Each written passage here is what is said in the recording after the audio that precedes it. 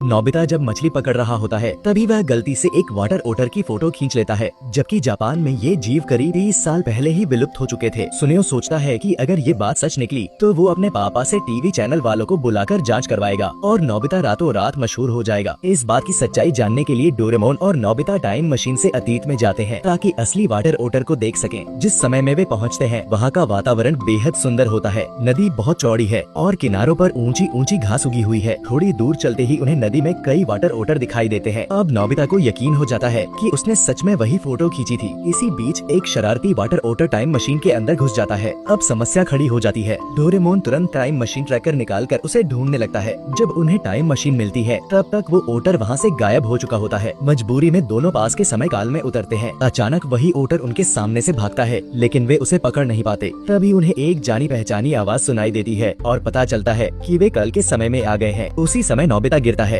और उसी ओटर की फोटो खींच लेता है। अब सारी सच्चाई सामने आ जाती है, लेकिन अब उन्हें जल्दी से उस ओटर को वापस उसके समय में भेजना होगा, इससे पहले कि टीवी वाले आ जाएं। डोरेमोन दो जानवरों के भेष वाली टोपी निकालता है। दोनों अनुवादक खाना खाकर जानवरों की भाषा समझने लगते हैं और छोटा करने वाली लाइट से खुद को छोटा कर लेते हैं। फिर दोनों अलग अलग होकर ओटर को ढूंढने निकल पड़ते हैं। कुछ ही देर में नोबिता नदी किनारे उस ओटर को ढूंढ लेता है और डोरेमोन भी वहाँ पहुँच जाता है। दोनों मिलकर उसे वापस भेज देते हैं। उन्हें लगता है कि काम पूरा हो गया, लेकिन तभी नदी से एक और ओटर निकल आता है। दोनों चौंक जाते हैं और सोचते हैं कि कहीं उन्होंने गलत ओटर तो नहीं भेज दिया। वे दूसरे ओटर को ढूंढने लगते हैं, लेकिन रात तक नहीं मिल पाता। वे अगले दिन फिर कोशिश करने का फैसला करते हैं। अगली सुबह ही टीवी चैनल का हेलीकॉप्टर वहाँ पहुँच जाता है। अब उन्हें जल्दी करनी पड़ती है। खोजते खोजते नोबिता फिसलकर नदी में गिरने ही वाला होता है, लेकिन डोरेमोन उसे बचा लेता है। इसी दौरान उन्हें नदी किनारे एक गुफा दिखाई देती है। अचानक किसी के कदमों की आवाज सुनकर दोनों गुफा में छिप जाते हैं। आवाज जाने के बाद उन्हें पता चलता है कि ये तो ओटर का घर है। तभी उन्हें कुत्तों के भौंकने और किसी के बचाव की आवाज सुनाई देती है। नोबिता बाहर झांकता है और देखता है कि एक ओटर डूब रहा है। नोबिता बिना सोचे समझे उसे बचाने कूद पड़ता है, लेकिन उसे याद ही नहीं रहता कि उसे तैरना नहीं आता।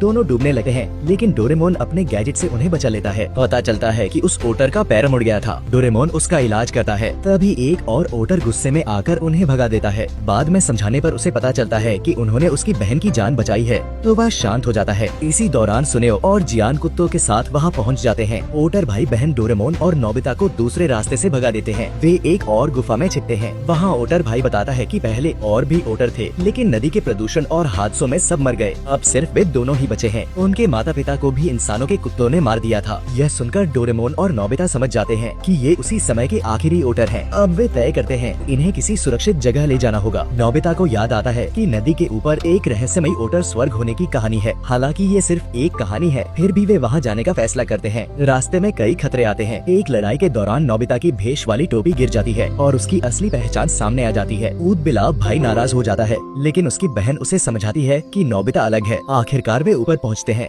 लेकिन वहाँ कोई स्वर्ग नहीं, सिर्फ एक झरना होता है। तभी कुत्ते फिर से आ जाते हैं। भागते भागते वे झरने के ऊपर चढ़ने लगते हैं। नोबिता और ओटर बहन पीछे रह जाते हैं। बहन फिसल जाती है, लेकिन नोबिता उसे बचा लेता है और खुद भी गिरने लगता है। तभी नोबिता को झरने के पीछे एक जगह दिखाई देती है। वो अपनी आखिरी ताकत से बहन को वहाँ फेंक देता है। तभी भाई उसे पकड़ लेता है। झरने के पीछे एक अद्भुत दुनिया छिपी होती है, जैसे कोई स्वर्ग हो। ओटर बहन खुशी में नोबिता को चूम लेती है, लेकिन खुशी के बीच नोबिता रोने लगता है। उसकी आंखों में आंसू होते हैं और डोरेमोन भी भावुक हो जाता है। यह एपिसोड हमें सिखाता है कि इंसानियत, दया और प्रकृति की रक्षा कितनी जरूरी है।